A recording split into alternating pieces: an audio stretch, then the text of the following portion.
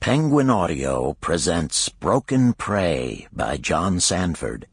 Read by Richard Ferrone. Chapter 1. Charlie Pope trudged down the alley with the empty garbage can on his back, soaked in the stench of rancid meat and rotten bananas and curdled blood and God knew what else. A man whose life had collapsed into a trash pit, and still he could feel the eyes falling on him. The secret glances and veiled gazes spattered him like sleet from a winter thunderstorm. Everyone in town knew Charlie Pope, and they all watched him. He'd been on the front page of the newspaper a half-dozen times, his worried, pig-eyed face peering out from the drop boxes and the shelves of the supermarkets. They got him when he registered as a sex offender. They got him outside his trailer. They got him carrying his can. Pervert among us, the papers said. Sex maniac stalks our daughters. How long will he contain himself before something goes terribly wrong?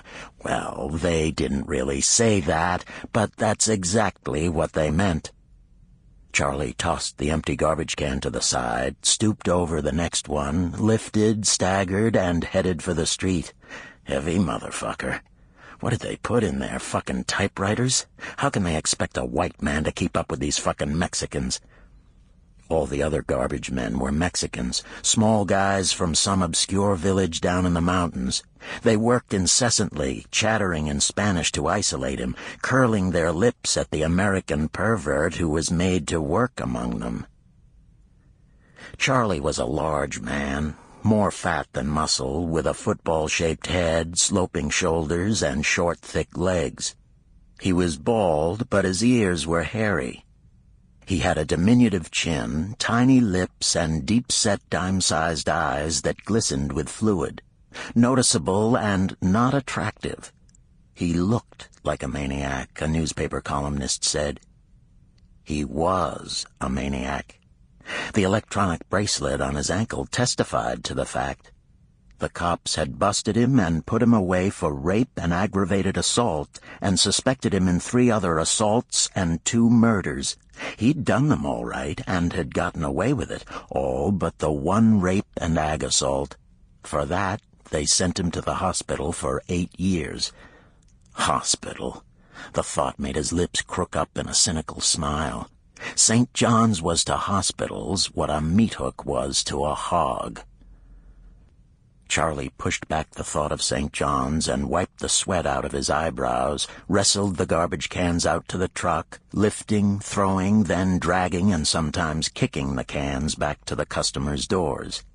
He could smell himself in the sunshine.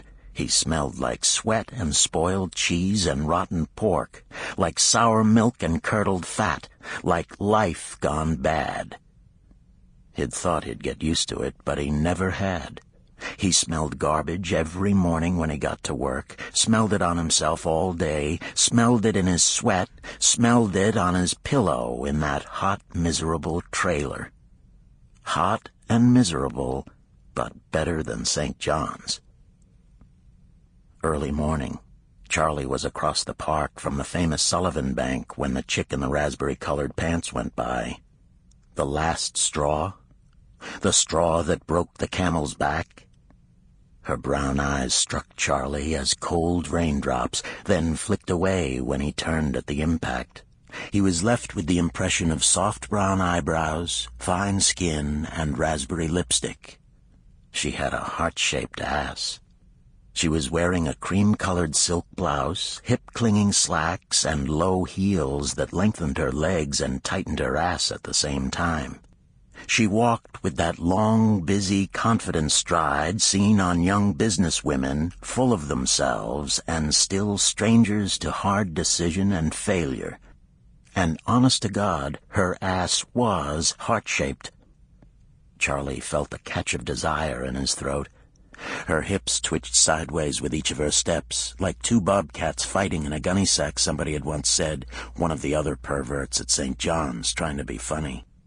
But it wasn't like that at all. It was a soft move. It was the motion of the world, right there in the raspberry Sample complete. Ready to continue?